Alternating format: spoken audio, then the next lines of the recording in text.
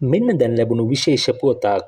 වර්තමානයේ ලෝක වෙළඳ පොලේ ඉන්ධන මිල ගණන් පහළ ගියද එම මිල ගණන් අනුව මෙරට පවතින ඉන්ධන මිල පහළ දැමීමට දැනට හැකියාවක් නොමැති බව කම්කරු අමාත්‍ය සහ මුදල් හා ක්‍රම සම්පාදන නියෝජ්‍ය අමාත්‍ය අනිල් ජයන්ත පවසනවා. ඒ අනුව වර්තමානයේ මෙරට තුළ පරිභෝජනය කරමින් පවතින්නේ මීට පෙර ඉහළ මිලකට මිලදීගත් ඉන්ධන බැවින් එම මිල ගණන් යටතේ ආනයනය කළ ඉන්ධන තොග අවසන් වෙනතුරු මෙරට තුළ ඉන්ධන මිල පහත දැමීමට හැකියාවක් නොමැති බවයි මාධ්‍ය හමුවකට එක්වෙමින් නියෝජ්‍ය අමාත්‍යවරයා ප්‍රකාශ කළේ.